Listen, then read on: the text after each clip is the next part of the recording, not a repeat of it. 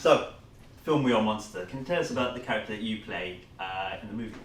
I play Robert Stewart, who murdered Zahid Mubarek.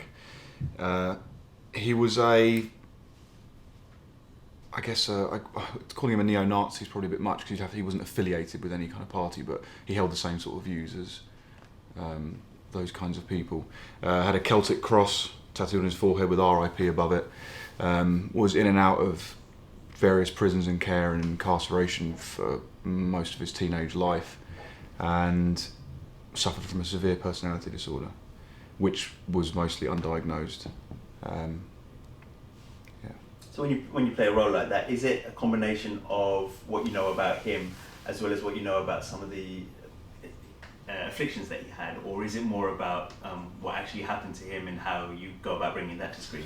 I think a bit of both. I think I did, because I wrote the script, I did tons of research on it, not just from a story standpoint, but also from a medical standpoint, and trying to understand it. So reading psychological reports, psychiatric reports, reading things from criminology professors that have analysed the case of him and other kind of young guys like that who are into racist propaganda and all that kind of thing. So, there was a hell of a lot of work put in on that side, plus knowing what happened to him, which informs it all. And then I guess on top of that, you merge those, and then I guess you've got to make choices that feel right. I mean, yes, he has to have a northern accent and sort of things, but finding the voice, I don't know how he actually spoke, especially when he was at that age.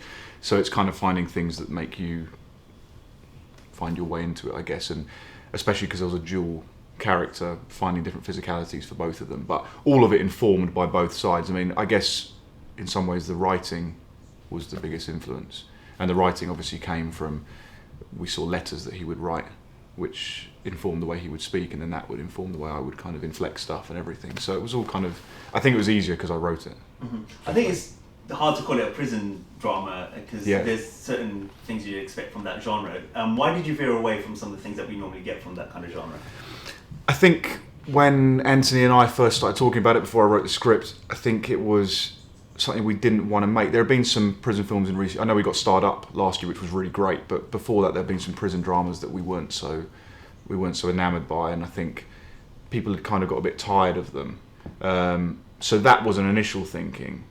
Then once you delved into the story, and actually I really started writing it and getting into it, we realised that really the story here was not about the prison. It was about, yes, there were the elements of what happened, those factual things of the way the prison guards treated them and what happened with Zahid, but it was more about this guy's mind, and it just basically, it's a psychological drama. It just happens to be set in a prison. So hit the nail on the head, and hopefully people kind of recognise that, because if it's looked at as a prison drama, it's not got that, even with our other characters in it, we haven't made them stereotypical guys in a prison. It's not all gangs and walking around trying to be tough, and speaking to guys who've been inside and guys who worked at Feltham, they said they were troubled kids, but a lot of them were also just normal kids who got in trouble as opposed to being trouble kids. So I think it was nice to make a non-cliched prison film. Mm-hmm. And it's been a few years since the incident itself happened. What do you think has been the delay in a film being made about it? I think there's an issue when it's a prisoner who's been murdered.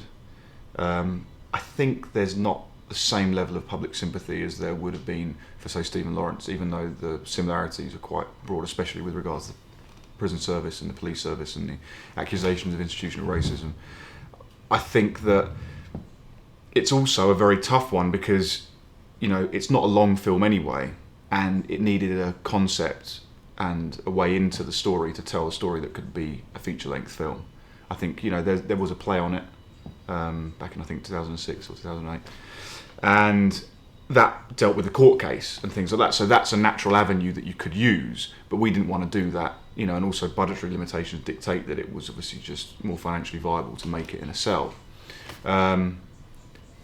And I just think it needed a fresh way in to look at that story, as opposed to what we were talking about earlier. If you just made a typical prison drama, I just think people would have just not got it. And also that wasn't what, in essence, was interesting about this. What was interesting was trying to delve into this guy's mind and figure out how and why this happened. For the most part, it's you and Zahid, Robert and Zahid on screen. How difficult was it to keep that relationship between the two of you as actors?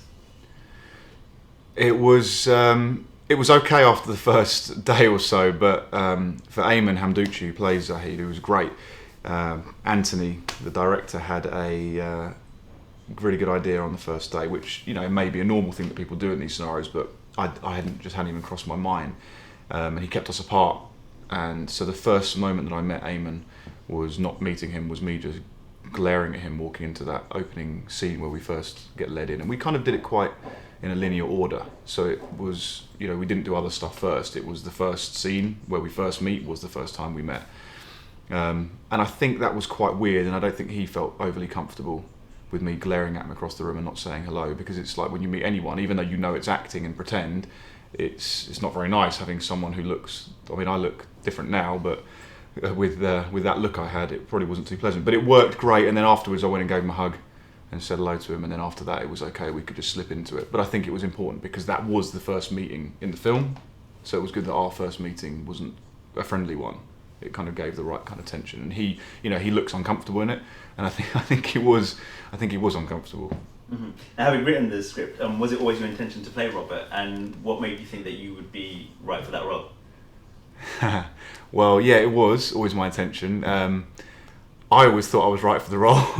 Anthony always thought I was right for the role. I think other people were trying to suggest that maybe other people who were more well known, as I'm a bit of a newcomer, should maybe play it, and a few names were bandied about, but I insisted. I just thought I just knew I could do it, and I think writing a script, if you're an actor, you're informed about it in a way that no one else could possibly be. And it's not that there aren't other brilliant actors who could have done a better job than me, maybe, but I just think that it was one of those things where I understood it better than anyone. So I had to play it, and no one was getting it away from me.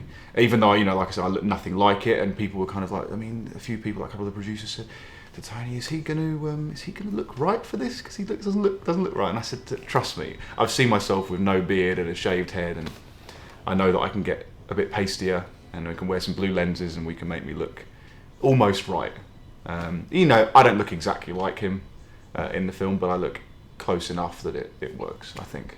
And in the future, are you still looking to write the stuff that you star in, or are you looking to concentrate on acting?